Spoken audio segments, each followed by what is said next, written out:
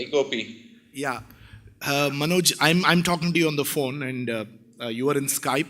There's a wonderful set of audience here. So they're very tired. They had a long day of lot of funders in innovation society. So yours is like a closure session. And due to one technical glitch, I won't be able to run the slide. So, but you can share your thoughts around the slide. You can hear me clear, Manoj? Yeah? Yeah, all right. So I will just introduce about the session and then post that we can take a Q&A. So what we're going to be doing is Manoj is going to essentially handle three segments. In one segment, he's going to talk about what innovation vector should not be. And in the second segment, he's going to talk about progressive examples of innovation. And third, he's going to talk about something about neurons in the intestine. So Manoj, over to you. And maybe 10, 12 minutes. And after that, we will do a Q&A. And we've got people from academics, we've got people from industry, and we have entrepreneurs. That's the audience. Over to you, Manoj. Thanks, Gopi. I have to get used to this echo, but I'm confident I'll surf this. I'm so sorry I can't be with you in person, but I'm happy to be addressing you from far in New York. I'm sorry we don't have a slideshow to accompany this as well, but I'll try to talk you through the ideas that I wanted to share with you. The first was around, you're all at an innovation conference. I'm sure you've had your head filled with lots of ideas and stories around innovation. There's one in particular that tends to be the background in a lot of innovation conversations. And that's this assumption that things are getting better all the time. Yeah, it's sort of a background narrative to all the talk we have around innovation. And with all humility, I wanted to pose the question, is that really true? Is that what we're seeing when we look out at the world today, when we examine the pages of the newspapers or look at television news? Do we have a sense that things are getting better all the time? Because that is the background assumption to a lot of talk that we have about innovation. And in particular, I wanted to introduce you to the work of a Canadian historian named Ronald Wright. And I had a picture around the poster for his documentary. The documentary is called Surviving Progress. And it's based on a short that he wrote, ironically called The Short History of Progress. And I wanted to summarize his research for you very briefly to give you a flavor of what I'm going with.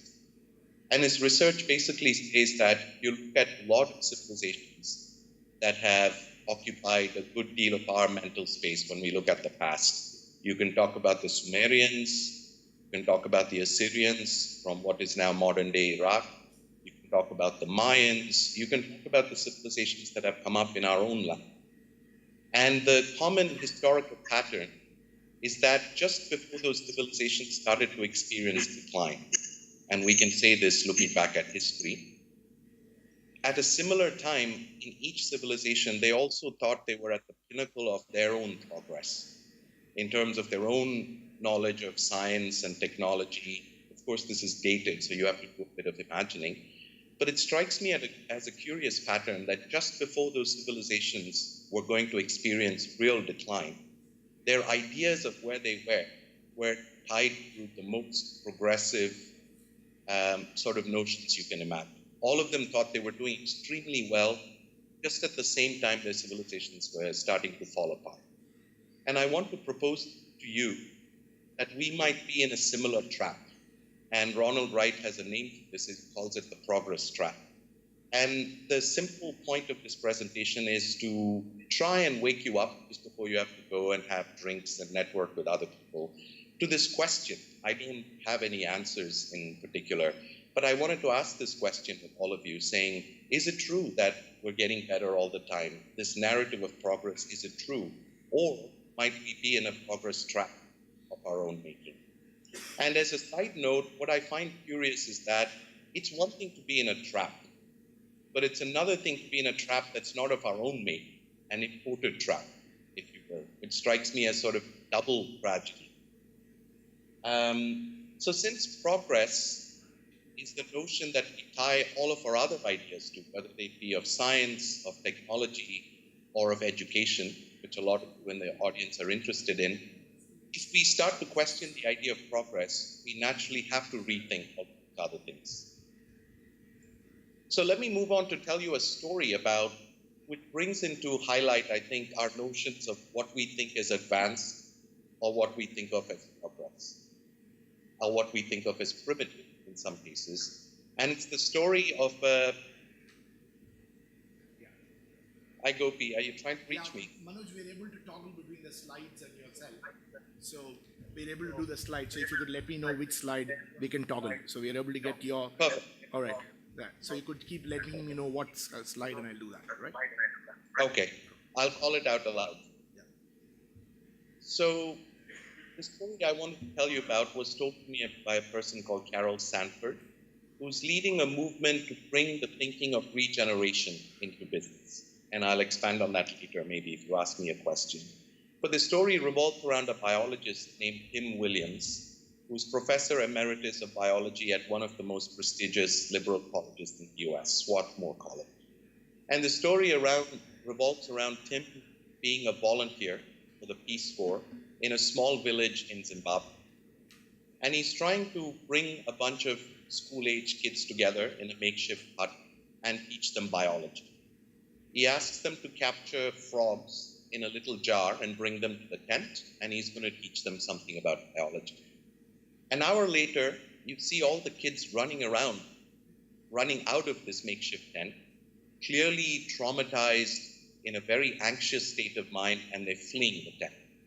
So a little while later, the village headman comes to see Dr. Tim and says, "The kids are telling me that you're teaching them how to kill frogs. What's going on in this tent?"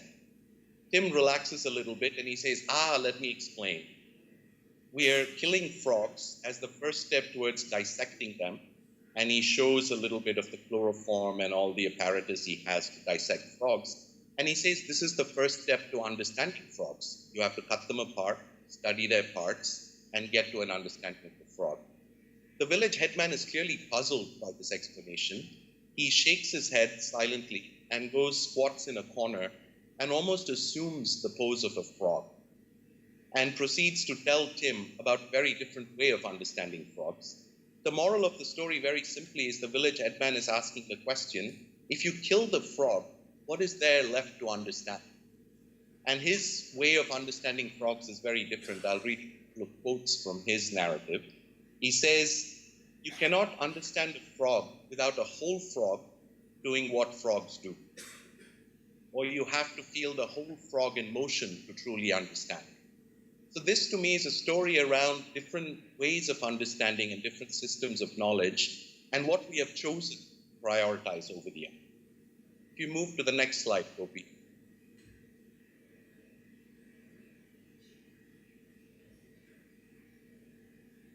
So I wanted to show you a picture, and without telling you what it was, say that this is the unspoken goal behind a lot of what we do in innovation, in economic activity, in culture and politics. And this goal, I want the picture to come up before I sort of take away the suspense from you. Okay. So I can show up with that. Can you ask me that? There we are. Thank you so much. You're looking at, and the goal, let me state it clearly, the goal is growth. This idea that we have around growth. We'll talk a little bit about how growth is measured and how we've mistaken the means for the ends. But